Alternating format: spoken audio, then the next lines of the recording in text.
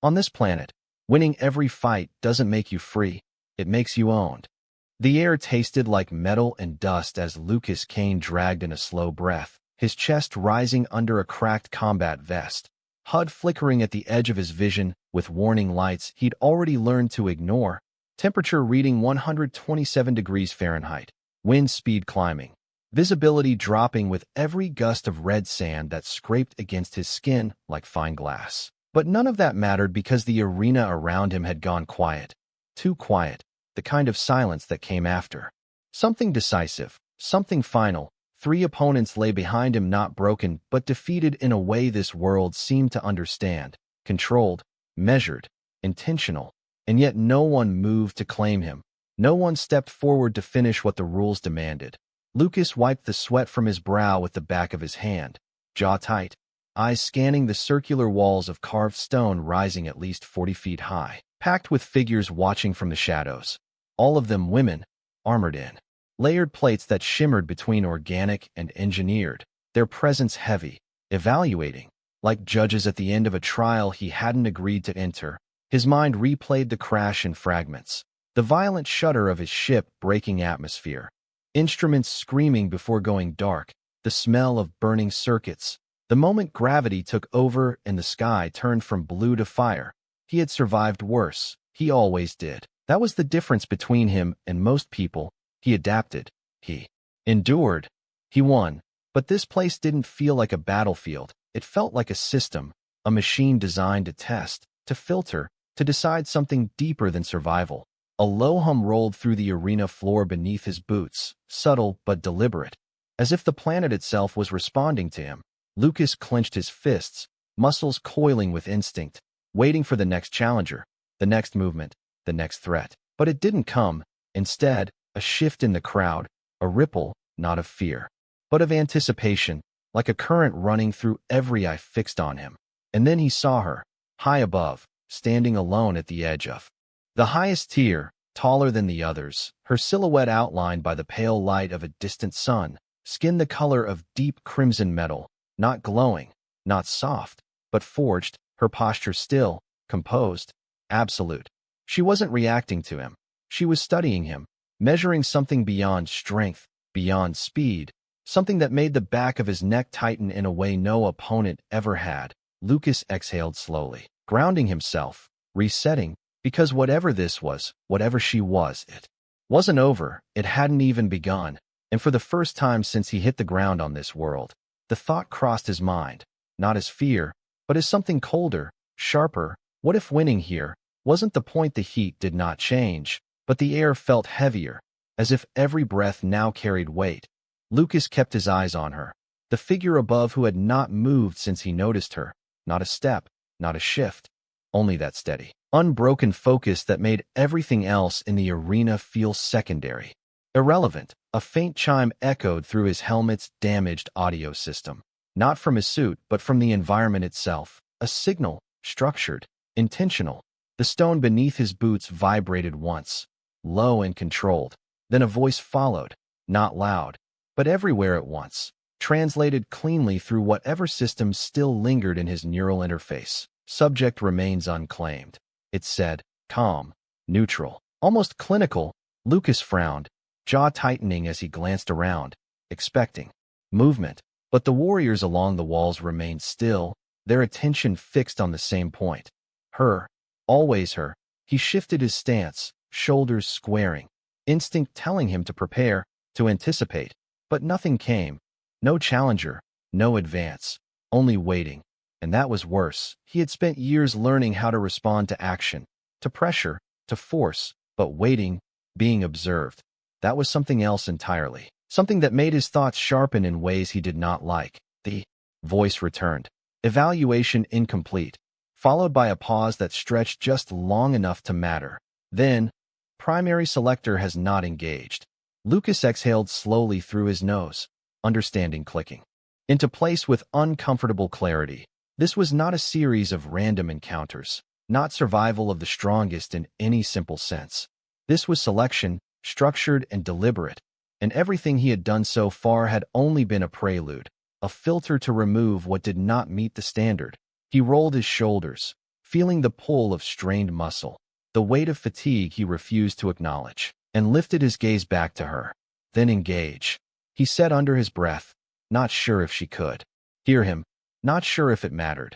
For a moment nothing happened, and then, finally, she moved, not with urgency, not with aggression, but with absolute control, each step down from the high tier measured, precise, her form cutting through the stillness as the crowd parted without command, creating a path that led directly to him. The light shifted as she descended, catching along the edges of her armor, revealing details he had not seen from a distance. The surface was not solid metal, but layered, flexible, responsive, built for motion rather than defense. Her eyes never left him, and there was no hostility in them, no anger, no challenge in the way he understood it, only assessment, deep and unflinching. She stopped 10 feet away, close enough that he could see the subtle rise and fall of her breathing, controlled, steady, matching his own without effort. The air between them seemed to tighten, charged not with threat, but with expectation. You adapt quickly, she said, her voice low, clear, carrying without strain, the translator rendering it perfectly into his ear. Lucas tilted his head slightly, studying her in return. I survive, he replied. Simple, honest. She considered that for a fraction of a second, then nodded once, as if confirming something only she understood. Survival is the lowest threshold, she said. And then, without raising her voice, without changing her stance, she added, what I require is choice. Lucas felt something shift inside his chest, not fear, not doubt, but a recognition that whatever came next would not follow the rules he had relied on his entire life. And for the first time, he was not sure that winning meant anything at all. The word lingered between them, not loud, not dramatic, but heavier than any command he had heard since crashing onto this world. Choice. Lucas let it settle, rolling it through his mind like a piece of unfamiliar equipment, testing its edges, its meaning, because nothing in this place had suggested choice so far. Everything had been structure, reaction, outcome. He stepped slightly to the side, boots grinding softly against the fine red sand, not retreating, not advancing, just shifting enough to feel the space between them, to understand it. You brought me here to fight, he said, voice even, controlled. And now you are telling me that is not enough. Her gaze did not waver, those deep, unreadable eyes tracking every micro movement, every breath. Fighting is how we remove uncertainty, she replied, tone steady, almost instructional. It reveals instinct, discipline, resilience. She took one step closer, closing the distance by a fraction, not threatening, not aggressive, simply present, in a way that made the air feel tighter, more defined. But instinct alone is predictable, she continued. Predictable things can be controlled. Lucas felt a faint flicker of something in his chest at that, something he had not allowed himself to feel in years, not since missions where control meant survival and deviation meant loss. He straightened slightly, shoulders pulling back. So you are looking for something you cannot control, he said, watching her carefully. She tilted her head, just enough to acknowledge the point. I am looking for someone who understands the difference, she answered. A faint hum rippled through the arena again, softer this time, as if responding to the exchange rather than dictating it. Lucas glanced briefly at the surrounding warriors, still silent, still watching, but no longer waiting for a fight. They were witnessing something else, something rarer. He turned back to her. And what happens if I do not give you that? He asked, not as a challenge, but as a genuine question. She paused, not long, but long enough to show that the answer mattered. Then you will continue to win, she said, until you are assigned. The word landed flat, mechanical, like a system default. Lucas felt his jaw tighten at that, a familiar resistance rising, the same instinct that had kept him alive through orders that did not sit right, through structures that demanded obedience over understanding. He exhaled slowly, the air dry and hot against his lungs. Assigned is not the same as chosen, he said quietly, more to himself than to her, but she heard it. He could tell by the subtle shift in her expression, not softer, not warmer, but more focused, as if a variable had changed in a calculation. She took another step forward, now close enough that he could see the fine lines along her armor, the way it adjusted with each movement, alive in a way that mirrored her presence. Then choose, she said. And this time there was no explanation behind it. No system, no translation beyond the words themselves. Just a statement, simple and absolute. Lucas felt the weight of every expectation pressing in, the arena, the watchers, the rules he had been following without question since he arrived. And for the first time, he saw them clearly, not as laws, but as patterns, patterns he could step outside of, if he was willing to accept what came next. His fingers flexed at his sides, muscles ready, instincts screaming for the familiar path, the one where action solved everything, where strength decided the outcome. But her words held, cutting through that noise with something sharper, something quieter, choice, not reaction, not survival, but decision. Lucas slowly unclenched his fists, the tension in his shoulders easing by a fraction, not surrender, not weakness, but something far more deliberate. And as the silence stretched around them, he realized that whatever happened next would not be decided by who was stronger, but by who was willing to stop following the rules first. The silence did not break, it deepened, pressing in from every direction as if the arena itself was waiting for him to decide what kind of man he was going to be. Lucas could feel the heat rising off the ground, waves of it distorting the edges of his vision, sweat tracing slow lines down his neck beneath the collar of his suit. But none of it mattered now, because for the first time since he crashed, nothing was forcing his next move. No opponent rushing him, no system pushing him forward, only that single word hanging in the air between them. Choose. His instincts pushed back hard against it. Years of training, of survival, of solving every situation through action, through motion, through winning. They did not recognize stillness as strength. They did not trust it.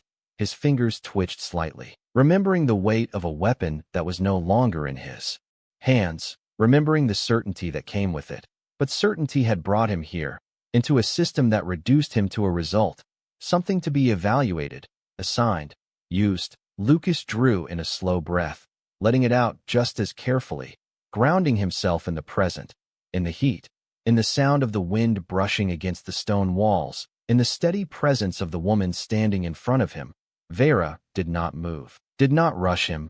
Her patience was not passive, it was deliberate, as if she understood that whatever he chose now would define everything that followed, not just for him, but for her as well. That realization settled into him with quiet weight. This was not just a test of strength, it was a test of intent, of identity, of whether he would continue to be shaped by systems or step outside of them entirely. Lucas slowly raised his hands, not in surrender, not in defense, but open, empty, visible. A simple action that felt more difficult than any fight he had ever faced. The crowd shifted slightly at that, a ripple of reaction moving through them. Not confusion, but recognition that something different was happening, something that did not fit the patterns they understood.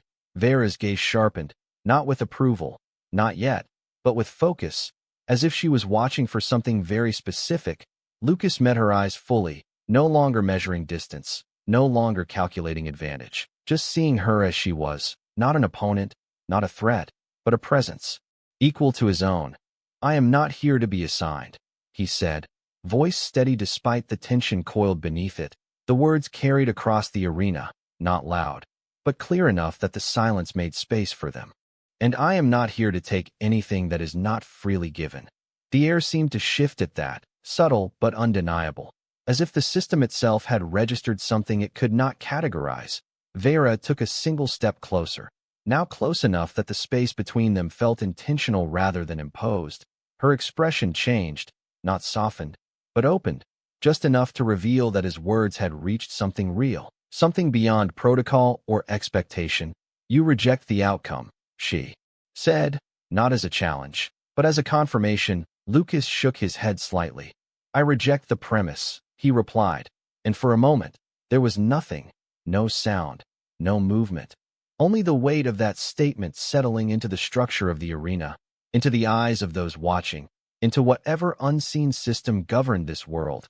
And then, slowly, almost imperceptibly, Vera inclined her head, not a bow, not submission, but acknowledgement, the first sign that the rules he had been following since he arrived were no longer the only ones in play. The acknowledgement was small, almost invisible, but it changed everything. Lucas felt it in the way the air shifted, in the way the watchers leaned forward just slightly, no longer observing a contest, but something they did not fully understand, something unscripted. The system had lost its rhythm, and in that break, possibility slipped in. Vera straightened, her posture no longer that of a selector evaluating a subject, but something closer to an equal standing before another. Her voice when she spoke carried a different weight now, less procedural, more intentional. "You speak as if you stand outside our world," she said. Lucas let out a quiet breath, glancing briefly at the towering walls, the layered armor, the silent order that held everything together.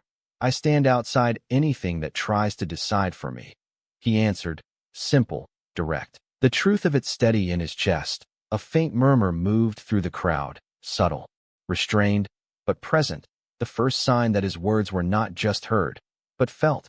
Vera turned her head slightly, acknowledging the reaction without giving it power, then looked back at him, her eyes narrowing just enough to show focus.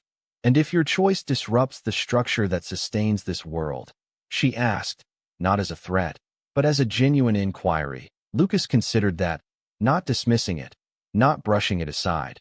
He had seen systems fail before, had watched order collapse when something unexpected entered the equation. He knew the cost of disruption, but he also knew the cost of blind obedience. "Then your world has to decide if it wants strength or control," he said, voice calm. The words landing with quiet certainty. The arena seemed to hold its breath again, the hum beneath the ground flickering, uncertain, as if the unseen mechanisms were recalculating. Vera took another step closer, now within arm's reach, close enough that the space between them felt deliberate, chosen, not enforced. "Strength without control leads to chaos," she said. Lucas nodded slightly. "And control without choice leads to something worse," he replied. Their voices remained even, measured. But the exchange carried more weight than any clash of force ever could. Around them, the warriors shifted again, not breaking formation, but no longer rigid, their attention moving between the two as if trying to reconcile what they were witnessing with what they had always known. Vera's gaze softened by a fraction, not in emotion, but in understanding, as if she was seeing not just his words, but the pattern behind them, the consistency, the refusal to bend to a system that did not account for humanity. She lifted her hand slowly, palm open, mirroring his earlier gesture, not reaching for him, not claiming, simply offering presence without demand. Lucas watched the motion carefully, recognizing it for what it was, not a command, not an expectation, but an invitation, something that had not existed when he first stepped into this arena. He did not move immediately, letting the moment breathe, letting the weight of it settle, because this was the point where everything could shift. Back, where the system could reassert itself, where instinct could override intention. But it did not. The silence held, steady, waiting. Lucas finally raised his own hand, not to meet hers, not yet, but to match the openness, the intent, the choice behind it. And in that simple alignment, something deeper than victory passed between them, something the system could not measure. And for the first time since he arrived on this world, Lucas did not feel like he was being tested. He felt like he was being understood. The moment held, stretched thin between intention and consequence. Lucas could feel it in the subtle tremor beneath his boots. The system still trying to resolve what it was witnessing. Something outside its parameters, something it had not been designed to categorize. His hand remained open, steady, mirroring hers, not touching, not claiming, just present, and that distance, that space between them, felt more significant than any contact ever could. Vera studied him in silence, her gaze no longer measuring capability, but searching for consistency, for truth that would not fracture under pressure. The faint hum beneath the arena shifted again, rising slightly in pitch as if escalating its attempt to regain control. A series of faint lights flickered along the edges of the stone walls, lines of energy tracing patterns that hinted at structure far deeper than the surface suggested. Lucas noticed it immediately, the way the environment reacted when something deviated from expectation. He had seen systems like this before, not alien in form, but familiar in function, designed to guide outcomes, to ensure predictability. to eliminate uncertainty, and right now, it was. Failing, Vera's expression changed by a fraction, her attention splitting for the first time, part of her still on him, the other acknowledging the shift around them. It does not know how to proceed, she said quietly, not to him, but to the space, to the system itself. Lucas let out a slow breath, eyes flicking briefly to the glowing patterns before returning to her. Then maybe it should not, he replied, his voice low but steady. The kind of calm that came from understanding rather than defiance. The crowd reacted again, more noticeable this time. Not breaking formation, but no longer still, a subtle unrest moving through them as the structure they relied on began to show its limits. Vera lowered her hand slightly, not withdrawing the gesture, but grounding it, bringing it closer to herself as if recalibrating her own position within this shifting moment. This world was built on certainty, she said, her tone carrying a trace of something new, not doubt, but awareness. Every outcome measured, every path defined. Lucas nodded once. That makes it stable, he said, then added after a brief pause. But it also makes it predictable. She looked at him fully now, no division in her focus, only direct engagement. And you believe unpredictability is strength? She asked. Lucas shook his head slightly. I believe choice is, he answered, the distinction clear, deliberate. The system pulsed again, brighter this time, as if reacting to the statement itself, the patterns along the walls shifting, trying to adapt, to incorporate what it could not fully process. A low tone resonated through the arena, deeper than before, not a command, not yet, but building toward one. Vera straightened, her posture aligning with something internal rather than external, her decision no longer influenced by the system, but by her own evaluation. If the system cannot resolve this, she said, her voice steady, carrying across the arena with quiet authority, then I will. Lucas felt the weight of that immediately, not as pressure, but as clarity. This was the moment where control would either return to the structure or shift entirely into the hands of the individuals within it. He did not move, did not prepare, did not fall back into the patterns that had defined every fight he had ever been in. Instead, he stood exactly where he was, grounded, present, allowing the choice to exist without forcing its outcome. Vera took one final step forward, closing the distance to its narrowest point, her presence now undeniable, not overwhelming, but complete. And as the system's hum reached its peak, as the light along the walls flared in a final attempt to reassert order, she made her decision not with force, not with dominance, but with something far more disruptive. She turned slightly, not away from him, but away from the arena itself, and in doing so, she rejected not just the outcome, but the entire mechanism that had created it. The moment she turned, the arena changed, not visibly at first, but in the way the sound shifted, the low hum beneath the ground faltering, breaking its steady rhythm for the first time since Lucas had stepped into this place. It was subtle, but undeniable, like a machine missing a beat it had never missed before. The patterns of light along the walls flickered unevenly, no longer synchronized, their once precise alignment now stuttering as if struggling to maintain control over a system that had just been denied its expected outcome. Lucas did not move, but he felt it, the shift in authority, not loud, not declared, but real. The moment control stopped belonging to the structure and started belonging to the one who refused it. Vera's posture remained calm, deliberate, her back partially turned to the arena, but not in retreat, not in dismissal, in choice. The kind that did not ask permission, the kind that simply existed, and in that quiet defiance, something far larger than the two of them began to unfold. A ripple moved through the watchers, no longer contained, no longer uniform. Some stepped forward slightly, others remained still, but all of them were no longer just observing. They were reacting, recalculating. Lucas shifted his weight subtly, not preparing for conflict, but adjusting to a new center of gravity, one that was no longer dictated by the system, but by the space Vera had created with that single decision. You understand what this means? A voice called from above, deeper, older, carrying authority that had not been challenged in a long time. Lucas lifted his gaze, locating the source, an elder figure standing at the edge of the upper tier, her armor more intricate, her presence heavier, not through force, but through history. Vera did not turn immediately.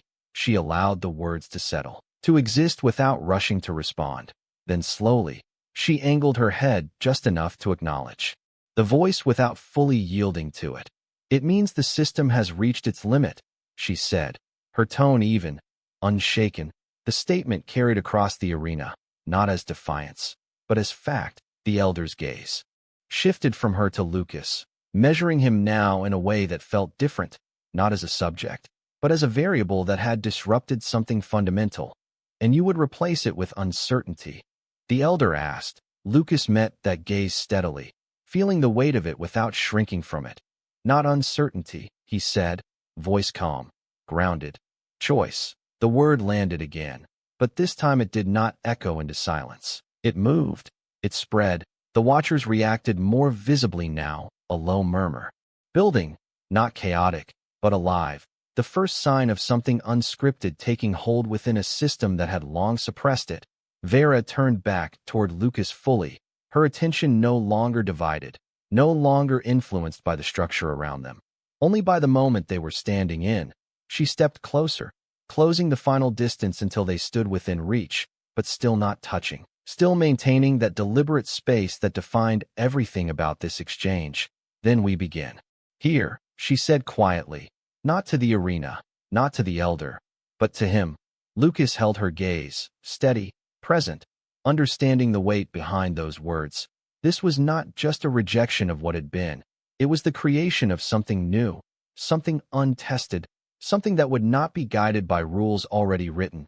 The system pulsed one last time, brighter than before, then dimmed, not collapsing, but receding, as if recognizing that it could not proceed without forcing an outcome that no longer applied. The arena did not fall into chaos. It did something far more profound. It paused, and in that pause, in that absence of control, Lucas realized that for the first time since he arrived on this world, nothing was deciding for him.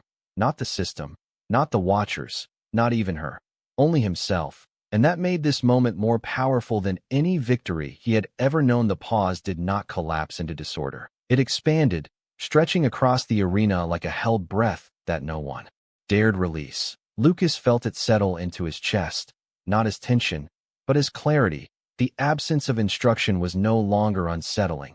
It was liberating. The faint hum beneath the ground had faded into something distant, almost irrelevant, like a system that had stepped back because it no longer knew where to intervene. The watchers remained, but their stillness had changed. It was no longer enforced, no longer part of a pattern.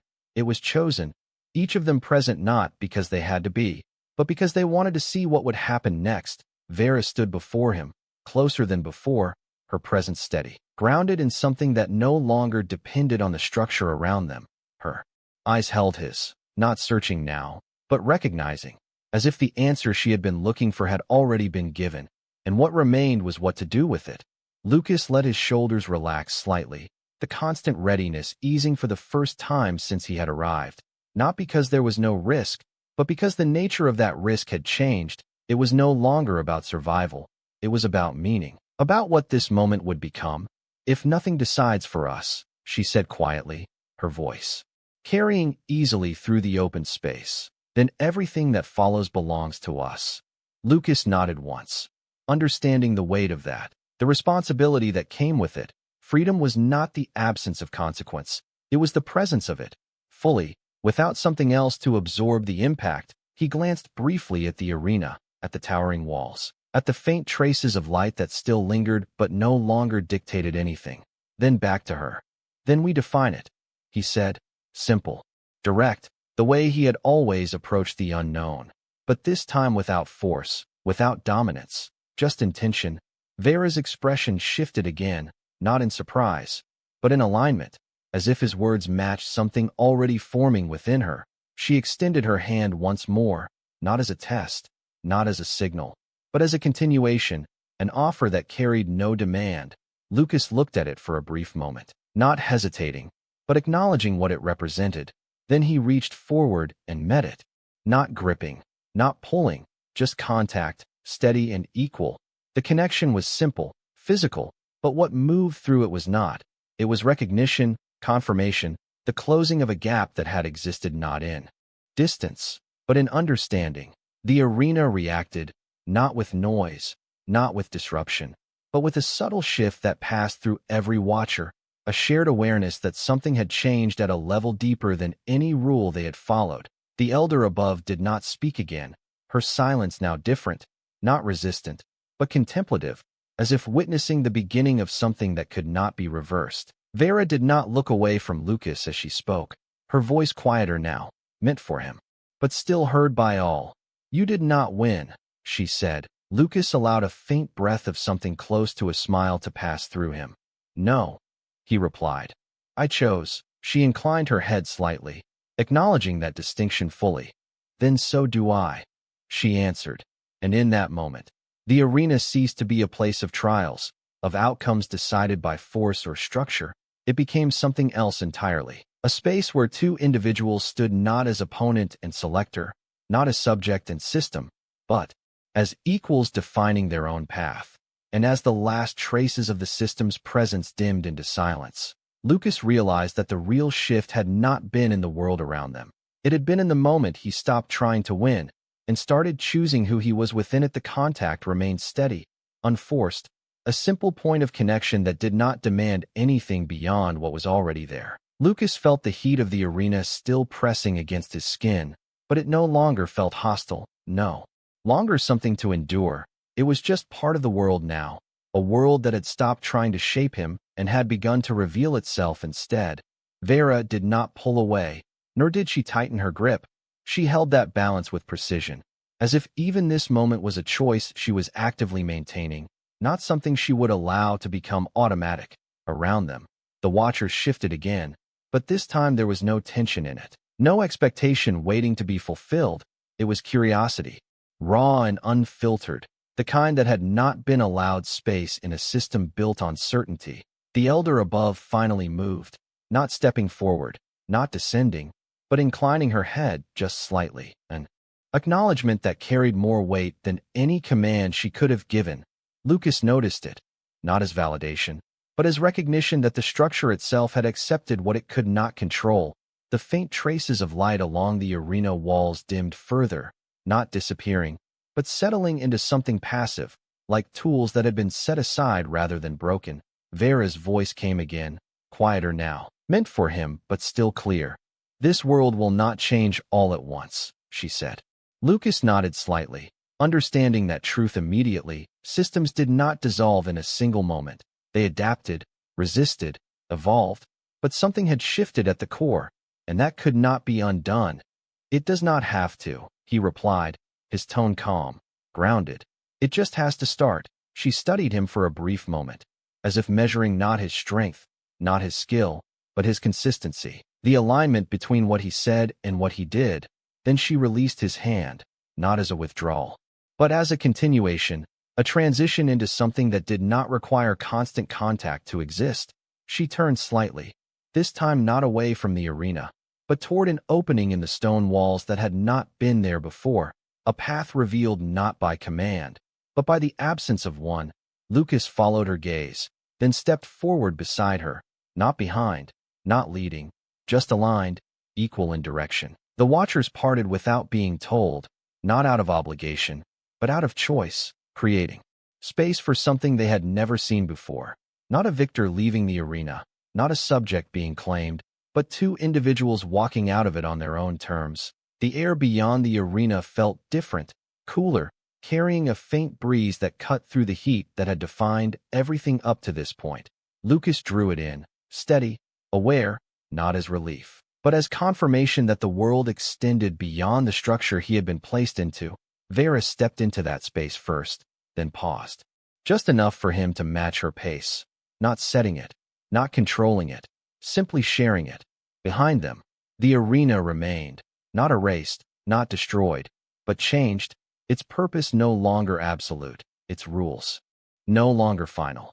And as they moved forward into a world that no longer dictated who they had to be, Lucas realized that nothing about this moment was loud, nothing was dramatic. There was no declaration, no victory to announce, only a quiet shift that would echo far beyond this place.